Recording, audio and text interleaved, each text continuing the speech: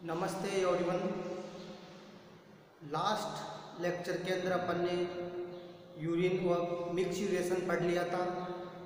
आज अपन next topic start करेंगे जिसका नाम होगा वृक्क क्रियाओं का नियमन। तो देखते हैं अपन वृक्क क्रियाओं का नियमन, वृक्क किस प्रकार नियंत्रण करता है क्रियाओं को।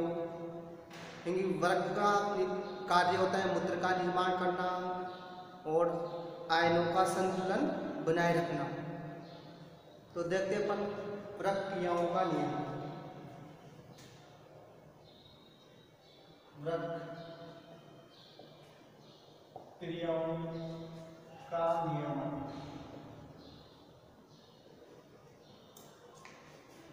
वृक्क का कार्य होगा मूत्र का निर्माण करना और वृक्क निम्न क्रियाओं को प्रेरित करता है। तो इसमें देखेंगे अपन फर्स्ट क्रिया जिसको वृक्क प्रेरित करेगा, जिसका नाम होगा रेनिन एंजियोटेंसिनोजन क्रियाविधि। फर्स्ट में हम रेनिन एंजियोटेंसिनोजन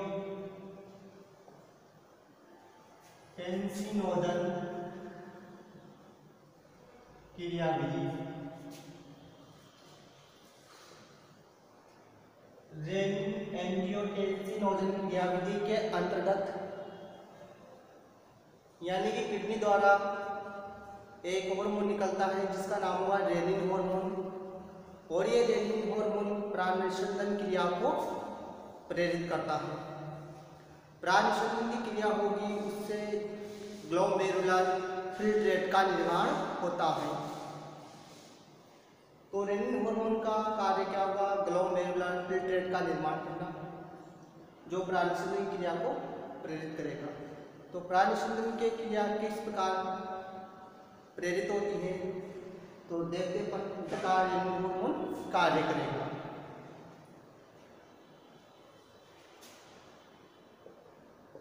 यकृत या लीवर के द्वारा एक हार्मोन स्त्रावित होगा जिसका नाम होगा एंजियोटेंसिनोजन।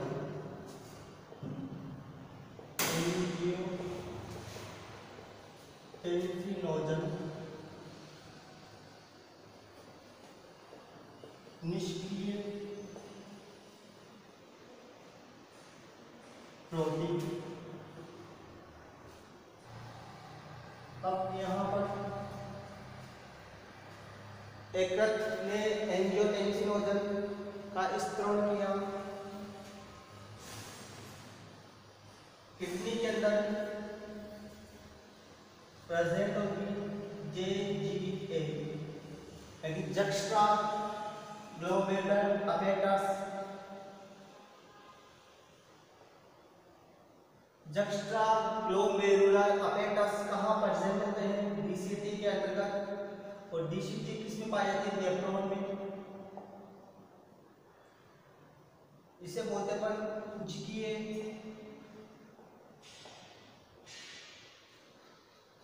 सानिध्य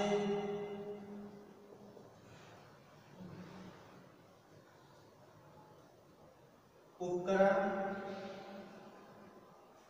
और इस JGA के अंतर्गत JGC यानी जक्स्ट्रा ग्लोमेरुलर सेल पाए जाते हैं। उन सेल्स के द्वारा हार्मोन होगा निकलने वाला रेनिन हार्मोन का स्त्रवण। रेनिन हार्मोन का स्त्रवण होगा और यह रेनिन हार्मोन एंजियोटेंसिनोजन को एंजियोटेंसिन फर्स्ट में कन्वर्ट करता है। एंजियोटेंसिन फर्स्ट में कन्वर्ट करेगा, जो सक्रिय प्रोटीन बनाएगा। अब यह angiotensin first AC angiotensin converting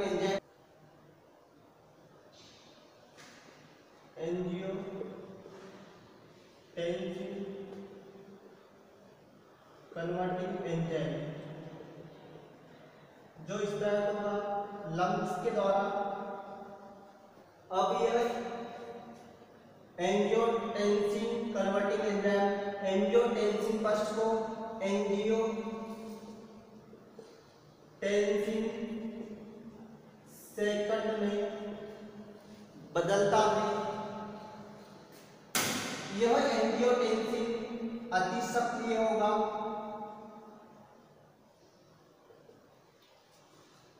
angiotensin first से अधिक क्रियाशील होगा एंजियोटेंसिन सेकंड। यह एंजियोटेंसिन सेकंड अधिक रक्त या एड्रिनल ग्रंथि का सक्रियण करता है। एड्रिनल ग्रंथि क्या करेगा? सक्रिय करेगा। यह एड्रिनल ग्रंथि एल्डोस्टेरोन हार्मोन का स्त्रवण करती है। यह एल्डोस्टेरोन हार्मोन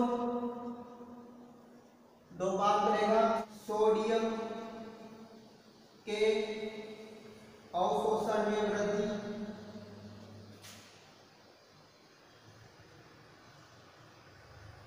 वृद्धि करेगा। इसके साथ रक्त वाहिनियों में संकुचन को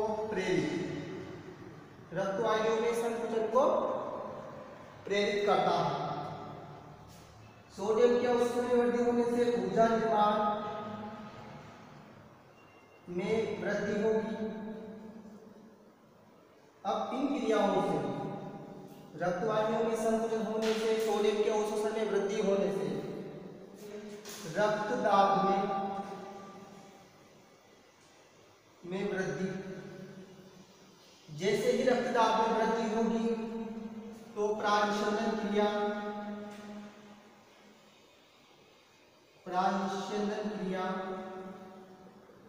तो जीएफ का निर्माण। देखो रक्तदाब में वृद्धि होगी, रक्तदाब में वृद्धि होने से प्राणविसर्जन क्रिया होगी और प्राणविसर्जन क्रिया होने से जीएफ या ग्लोमेरुलर फिल्ट्रेट का निर्माण होता है।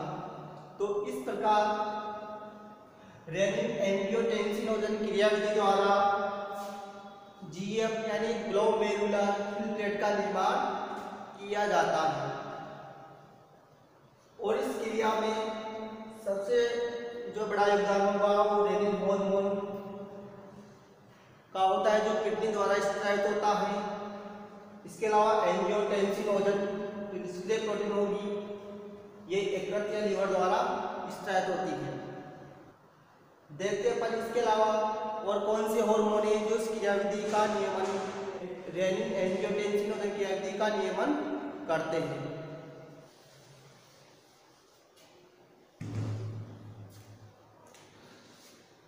हार्ट यानी हृदय के द्वारा भी एक हार्मोन स्त्रावित होता है, उसका नाम होता है ANF यानी एंटी नेट्रियूरेटिक फैक्टर। ANF इस हार्मोन का कार्य होता है रक्त वाहिनियों को फैलाना, यानी कि क्या काम करता है? वैसो डायलेटर या वाहिका विस्तारक का काम करता है। यानी कि जब जीएफ का निर्माण हो चुका है, इस क्रिया का नियंत्रण करना हो रेनिन एंजियोटेंसिनोजन क्रियाविधि का। तो रक्तदाब में कमी करने के लिए क्या करना पड़ेगा, रक्त वाहिनियों को फैलाना पड़ेगा। तो उस टाइम पर हृदय द्वारा एक हार्मोन निकलेगा एएनएफ, यानी कि एंटी नेट्रियोटिक फैक्टर। यह हार्मोन रक्त वाहिनियों को फैला देगा, यानी ये हार्मोन यानी कि एएनएफ वैसोडायलेटर या वाहिका स्पार्क होगा। वाहिका स्पार्क रक्त वाहिनियों को फैला देगा। रक्त वाहिनियों को फैलाने से रक्तदाब में कमी आएगी। रक्तदाब में कमी आएगी तो प्राणशंदन क्रिया भी क्या होगी, कम होगी, और जीएफ निर्माण की क्रिया भी कम हो जाएगी। यानी एक तरह से यह एंजियोटेंसिन वगैरह क्रियाविधि का नियमन करेगा।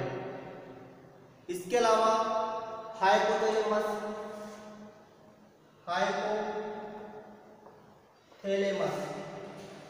भी एक हार्मोन स्त्राव करता है, उसका नाम है एडीएच या वेसोप्रेसिव हार्मोन। इस हार्मोन का निर्माण हाइपोथैलेमस द्वारा हुआ और ये संग्रहित किया जाता है पीयूष ग्रंथि के न्यूरोहाइपोथैलेमस भाग द्वारा, जिसका संग्रहण कहाँ होगा, न्यूरोहाइपोथैलेमस भाग में।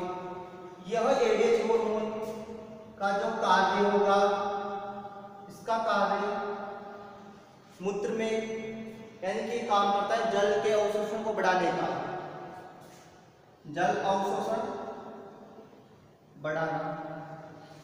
जल अवशोषण बढ़ेगा तो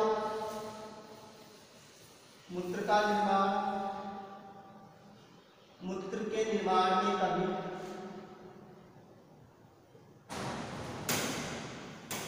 यानी कि सांद्रित मूत्र का निर्माण करता है एडीएच हार्मोन। किसका निर्माण करेंगे, सांद्रित मूत्र का, यानी कि शरीर से कम जल को बाहर निकलने देगा। किडनी के कार्य क्या क्या फंक्शन होंगे किडनी के,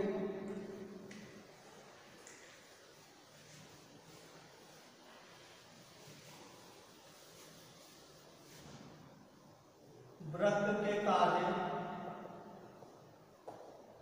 फर्स्ट कार्य पता है आपको, मूत्र का निर्माण करना। दूसरा कार्य रक्तदाब नियमन,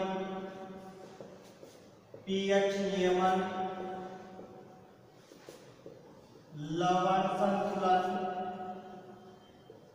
etc। यह सभी कार्य किडनी द्वारा किए जाते हैं। समस्थापन है कि होमियोस्टेसिस बनाए रखती है किडनी। रक्तदाब का नियमन देखा भी आपने रेनिन एंजियोटेंसिन वगैरह क्रियाविधि में, किस प्रकार रक्तदाब का नियमन किया जाता है। पीएच नियमन, लवण संतुलन, लवणों का भी संतुलन होता है, जैसे सोडियम पोटेशियम आयनों का संतुलन। पीएच से अम्लीय क्षारीय लवणों के आधार पर पीएच नियमन भी होता है। तो उन सभी का संतुलन हो कौन करती है, किडनी। अगला कार्य देखते हैं अपन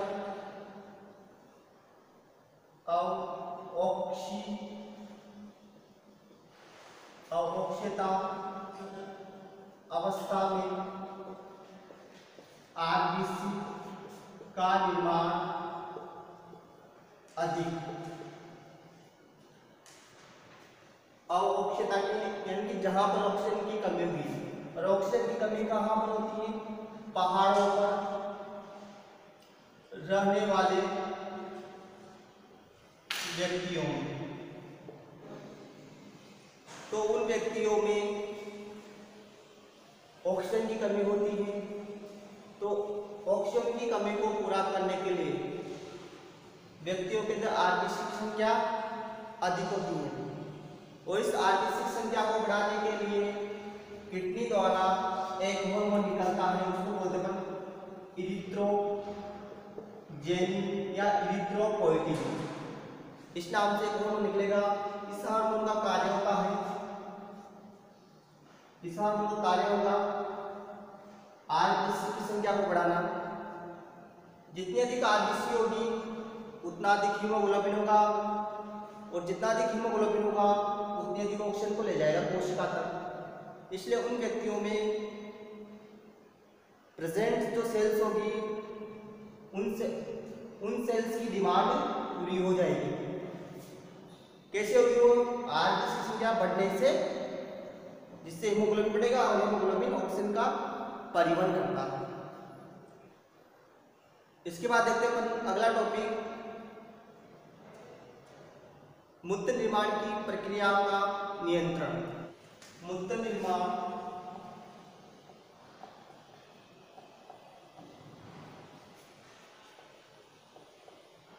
प्रक्रिया का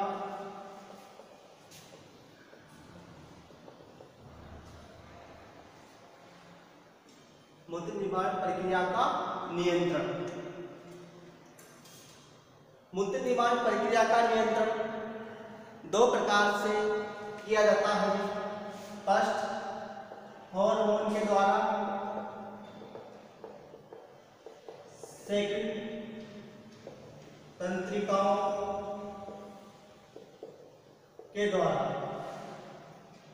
हार्मोन के द्वारा इस प्रकार मूत्र निर्माण की क्रिया का नियंत्रण किया जाता है। तो फर्स्ट देखते हैं अपन aldosterone hormone. Aldosterone hormone sodium और पोटेशियम के संतुलन को बनाए रखता है। जब एल्डोस्टेरोन हार्मोन की कमी हो जाएगी, जब एल्डोस्टेरोन हार्मोन की कमी हो जाएगी तो यह हार्मोन सोडियम का अवशोषण नहीं कर पाएगा। जब सोडियम का अवशोषण नहीं होगा तो मूत्र के साथ अधिक मात्रा में सोडियम का उत्सर्जन होगा। जब मूत्र के साथ अधिक मात्रा में सोडियम का उत्सर्जन होगा, यानी सोडियम बाहर निकलेगा शरीर से, तो इससे एक रोग उत्पन्न होगा, उसे बोलते हैं एडिशन। एडिशन रोग, क्योंकि इसकी खोज एडिसन ने की थी, एडिसन ने बताया, इसलिए उसके नाम पे नाम रख दिया एडिसन रोग। तो इसको क्या बोलेंगे? एडिशन रोग, यानी सोडियम आयन का अधिक मात्रा में बाहर निकलना। अगला हार्मोन देखते हैं एडीएच, यानी एंटी डाययूरेटिक हार्मोन या वेसोप्रेसिन हार्मोन। एडीएच या वेसोप्रेसिन हार्मोन, इसका काम क्या होता है? यह डीसीटी के अंदर जल का अवशोषण करवाता है। यानी एडीएच हार्मोन या वेसोप्रेसिन हार्मोन का काम होगा जल का अवशोषण करवाना। जब एडीएच हार्मोन की कमी हो जाएगी, एडीएच हार्मोन की कमी हो जाती है तो डीसीटी के अंदर, डीसीटी कहाँ प्रेजेंट होती है? नेफ्रॉन में। तो इस डीसीटी के अंतर्गत जल का अवशोषण नहीं होगा। जब जल का अवशोषण नहीं होगा तो क्या होगा? अधिक मात्रा में जल का उत्सर्जन होगा। जल का उत्सर्जन होगा तो इस रोग को बोलते हैं डायबिटीज इंसिपिडस। इंसिपिडस, इसे बोलेंगे डायबिटीज इंसिपिडस। जल का अवशोषण नहीं होता है तो इसे बोलते हैं डायबिटीज इंसिपिडस, यानी कि व्यक्ति अधिक मात्रा में यूरिन का उत्सर्जन करता है, यानी व्यक्ति को बार बार पेशाब आना, यानी डायबिटीज इंसिपिडस। एक किसकी कमी से होता है? एंटी डाययूरेटिक हार्मोन यानी वेसोप्रेसिन हार्मोन की कमी से। जब इस हार्मोन यानी कि एडीएच हार्मोन की अधिकता होगी तो यह हार्मोन डीसीटी के अंदर अधिक जल का अवशोषण करेगा। जल अवशोषण अधिक, जब वहां से जल अवशोषण अधिक होगा, बहुत अधिक मात्रा में, तो उससे क्या होगा? सांद्रित मूत्र का निर्माण।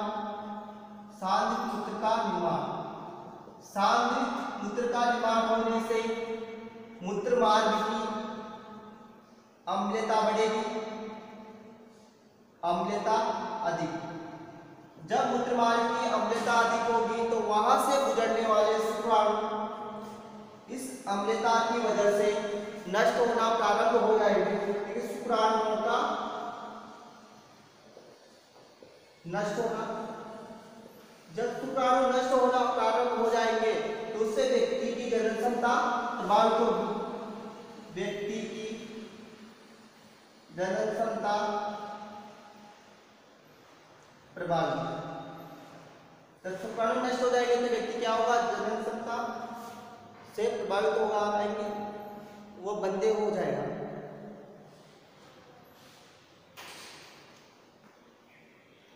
अगला हार्मोन देखते हैं अपन thyroxine hormone.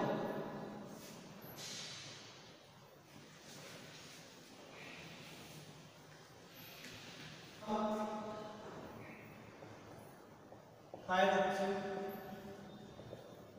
Hormone, thyroxine hormone thyroxine ग्रंथि द्वारा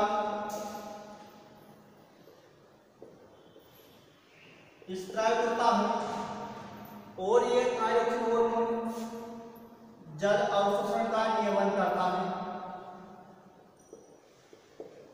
थायरोक्सिन का काम क्या होगा, जल अवशोषण का नियमन करना। अगला हार्मोन देखते हैं अपन पैराथायरॉयड हार्मोन। यह हार्मोन पैराथायरॉयड ग्रंथि द्वारा स्रावित होता है और इस पैराथायरॉयड का कार्य कैल्शियम व फास्फोरस का नियमन करना होता है। यानी कि यह पैराथायरॉयड कैल्शियम व फास्फोरस दोनों का नियमन करता है नेफ्रॉन के अंतर्गत।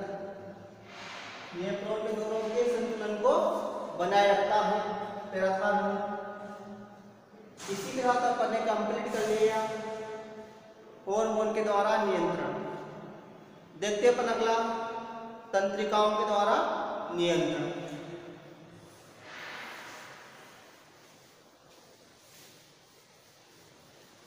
तो अगला टॉपिक होगा अपना हार्मोन के द्वारा नियंत्रण के बाद दूसरा तंत्रिकाओं द्वारा नियमन।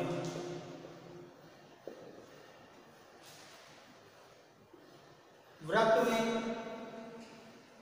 अनेक वृक्क तंत्रिकाएं पाई जाती है। वृक्क में अनेक वृक्क तंत्रिका प्रेजेंट होगी।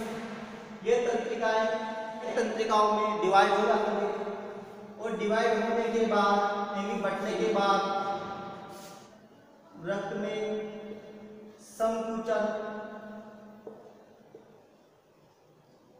व शिथिलन,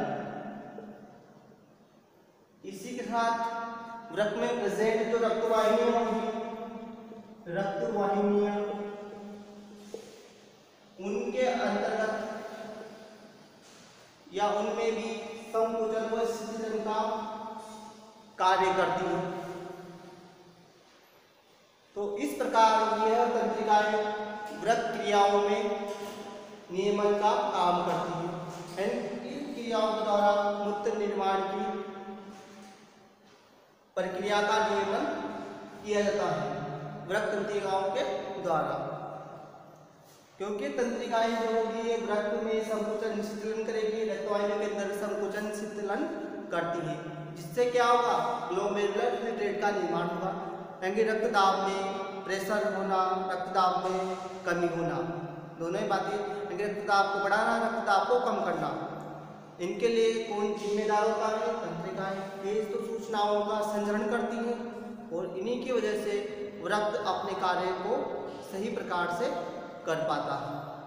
इसके बाद अपन नेक्स्ट टॉपिक देखेंगे, उसका नाम होगा काउंटर करंट मैकेनिज्म, यानी प्रतिधारा प्रवाह क्रियाविधि या निस्यंदन या छनित्र के सांद्रण की क्रियाविधि।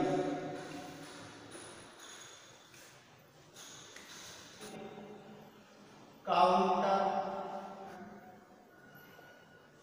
करंट मैकेनिज्म या प्रतिधारा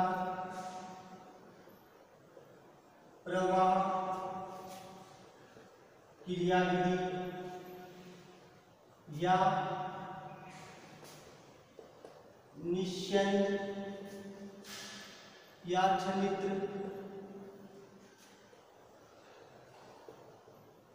के सांद्रण की क्रियाविधि। हमने करंट मैकेनिज्म को सबसे पहले तीन वैज्ञानिकों ने बताया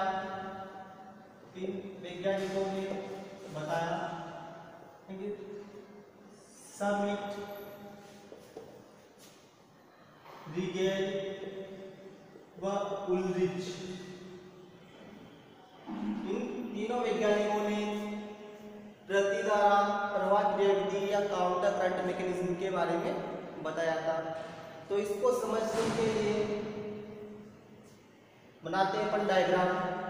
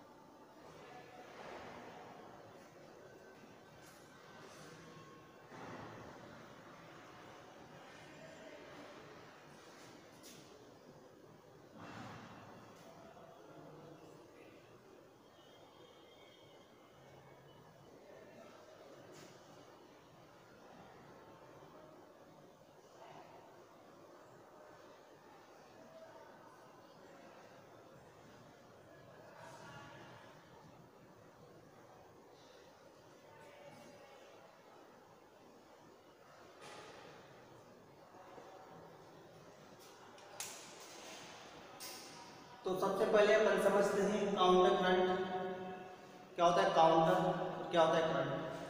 तो काउंटर का मतलब होता है अपोजिट, एक दूसरे के अपोजिट। जैसे हेलने का लूप में जो निश्चंद जीएफ ग्लोमेरुलर क्या एक तरह से निश्चंद छनित्र है। तो यह हेलने के लूप में जैसे ही पहुंचेगा तो अवरोही भुजा और आरोही भुजा दोनों के अंतर्गत इसका जो डायरेक्शन होगा वो क्या होगा, अपोजिट होगा, एक दूसरे के विपरीत होगा। इसलिए बोलते इसको काउंटर। और करंट का मतलब होता है फ्लो,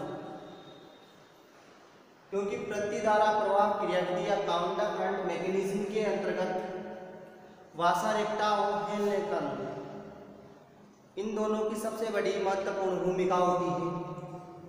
वासा रेक्टा के अंदर रक्त का फ्लो होगा, वह रक्त का फ्लो भी अपोजिट डायरेक्शन में होगा। तो जो अपोजिट डायरेक्शन में फ्लो होना काउंटर करंट का मतलब जिसका फ्लो हो रहा हो। जैसे कि हेलने के लूप में तो निश्चंद का फ्लो होता है कि फिल्ट्रेट का फ्लो होगा, जबकि वासा रेक्टा के अंदर ब्लड का फ्लो होता है। तो देखते अपन किस प्रकार प्रतिधारा प्रवाह क्रियाविधि काम करती है। और इस प्रतिधारा प्रवाह क्रियाविधि का मुख्य उद्देश्य जल की हानि को रोकना है, यानी कि मूत्र को क्या करना है, मूत्र को शांत करना।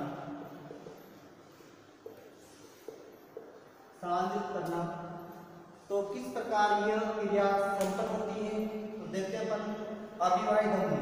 जैसे ही अभिवाही धमनी से रक्त आता है तो वह रक्त केशिकाओं का एक जाल बनता है अभिवाही धमनी के द्वारा, इसे बोलते हैं ग्लोमेरुलस। अब यहाँ पर क्या होगा, निश्चंदन की क्रिया होगी, जिससे बनेगा जीएफ ग्लोमेरुलर फिल्ट्रेट। इसका मान कितना होता है, कितना बनता है, 180 लीटर पर डे या 125 ml प्रति मिनट की दर से बनेगा। अब इसके बाद इसका निर्माण ग्लोमेरुलस और बोमेन संपूर्ण से होता है। तो ग्लोमेरुलस बोमेन संपूर्ण के बाद रक्त नलिका होगी। उस रक्त नलिका का फर्स्ट वाला पार्ट क्या होगा, पीसीटी होगा। अब इस पीसीटी में जैसे ही जीएफ आएगा तो इस जीएफ को 4 गुना सांद्रित किया जाता है। अब इस जीएफ का 4 गुना सांद्रित करने का मतलब है कि इस जीएफ के अंदर जो प्रेजेंट जल है उनको निकाला जाएगा, इसके अंदर जो प्रेजेंट आयंस है उनको भी यहाँ से कलेक्ट किया जाएगा। इसके अंदर जो लाभदायक पदार्थ उनको वापस कलेक्ट कर लिया जाएगा और कलेक्ट करके उनको वासा रेक्टा के अंदर ट्रांसफर कर दिया जाएगा। है कि हेलने के लूप के जो समानांतर इनकी वासा रेक्टा हेलने के लूप के समानांतर पाई जाती है और यह वासा रेक्टा अभिवाही धमनी द्वारा बनती है। यह अभिवाही धमनी हेलने के लूप के समानांतर चलेगी और हेलने के लूप से जो चीजें बाहर निकाली जाती है उन चीजों को क्या करेगी, वो कलेक्ट कर लेगी और उनको वापस कहाँ डाल देगी, उस ब्लड फ्लो के अंदर जिसकी शरीर को आवश्यकता होती है। जैसे जल है, सोडियम आयन है, उनको वापस किसमें डाल दिया जाएगा, वासा रेक्टा में। और वासा रेक्टा से वापस उसका सर्कुलेशन पूरी बॉडी शरीर के अंदर स्टार्ट रहता है। और जो पदार्थ यहाँ पर छन नहीं पाते तो वह डायरेक्ट वासा रेक्टा द्वारा हेलने के रूप में ट्रांसफर कर दिए जाते हैं, जो हानिकारक होते हैं। और हेलने के रूप से वह संगत नलिका में चली जाएंगे और संगत नलिका से वह मूत्राशय मूत्रमार्ग द्वारा बाहर त्याग दिए जाएंगे। तो देखते पर तो पीसीटी में आया, पीसीटी में आने के बाद ये वाला पार्ट होता है कि हेलने का जो लूप होता है, यानी कि इसमें ये नीचे वाला पार्ट तो मेडुला है कि पता है आपको, किडनी दो भागों में बटी हुई होती है, मलकुट और मेडुला। तो हेलने का लूप मेडुला वाले भाग में पाया जाता है, जबकि पीसीटी डीसीटी मलकुट भाग में प्रेजेंट हो। तो यहाँ पर जो जीएफ होगा उसका मान होगा 300 ml ऑस्मोल प्रति लीटर होता है।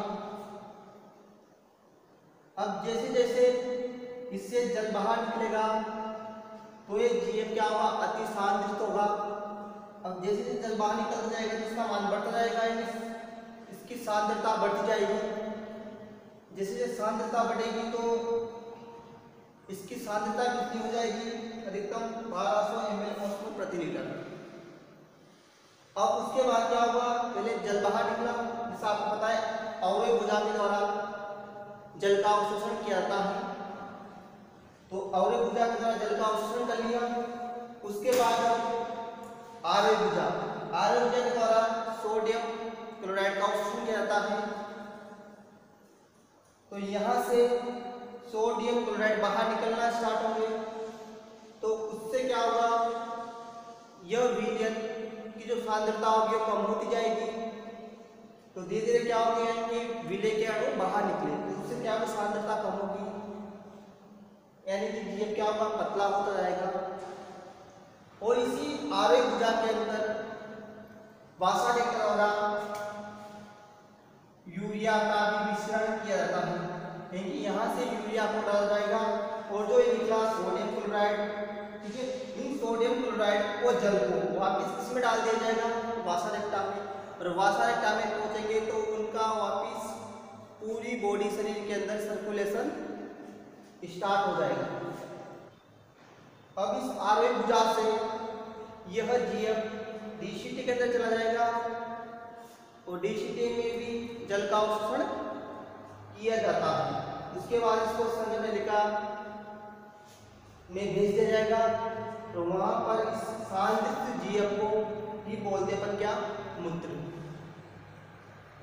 तो देखो अब इसमें इनकी प्रतिधारा प्रवाह क्रिया विधि ने क्या किया, वासारेक्टा होने के रूप में प्राशन नियमन का कार्य करती है, यानी कि इसके अंदर प्राशन नियमन को बनाए रखती है।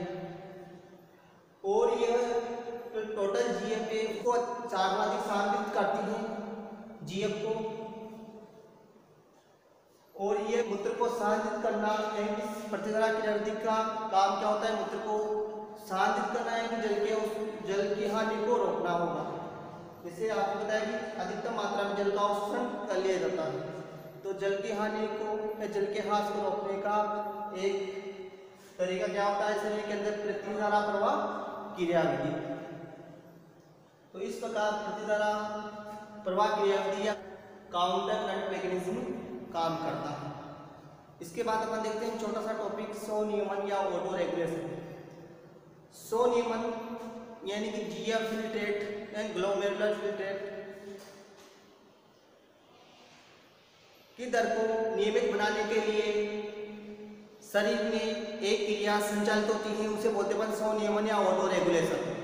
यह ऑटो रेगुलेशन पेशियों के द्वारा और जक्स्टा ग्लोमेरुलर उपकरण द्वारा संपन्न होती है।